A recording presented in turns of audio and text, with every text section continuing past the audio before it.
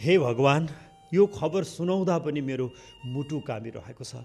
2 वर्षपछि बिपिनको वास्तविक अवस्था सार्वजनिक भएको छ।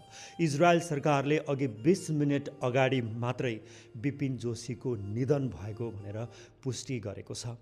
हिजो हमासले फिर्ता गरेका 4वटा पार्थिव शरीरमध्ये एकजना बिपिन रहेको भनेर इजरायली सैनिकले आफ्नो आधिकारिक एक्समा यो विवरण उल्लेख गरेको छ। हिजो 4वटा पार्थिव शरीर आइसकेपछि त्यसको डिएनए परीक्षण भएको थियो र अघि केही बेर अगाडि मात्रै एउटा पार्थिव शरीर बिपिनको हो भनेर पुष्टि भएको छ र उनको पार्थिव शरीरलाई परिवारलाई बुझाउने र नेपाल पठाउने तयारी भइरहेको छ। खास गरी 2 वर्ष अगाडि अक्टोबर 7, 2023मा इजरायलमा पढ्न र कृषिको अध्ययन गर्न पुग्नुभएका बिपिन जोशी हमासको नियन्त्रणमा पुग्नु भएको थियो।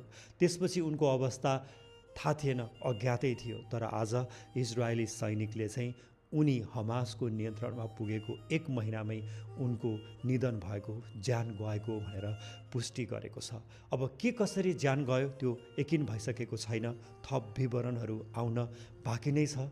तर म यहाँनिर भन्न चाहन्छु, बिपिन, हामीलाई माफ गरिदेऊ।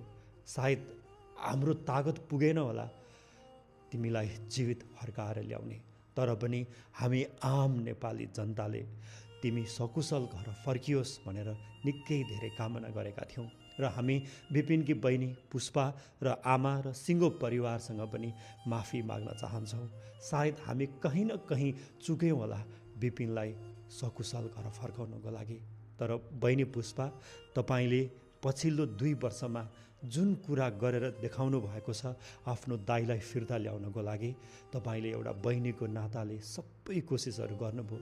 तपाईँ जस्तो बहिनी हरेक दाइहरूलाई, हरेक भाइहरूलाई परोस्, तपाईँ जस्तो चेली। र अहिले आफ्नो दाइलाई तपाईँले सकुशल फिर्ता ल्याउन नसके पनि नेपालमा थुप्रै दाइ दिदीबहिनीहरू हुनुहुन्छ।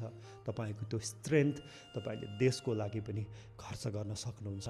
हामी बिपिनको आत्माको चिर शान्तिको कामना गर्दछौँ। बिपिन, तपाईँको स्वर्ग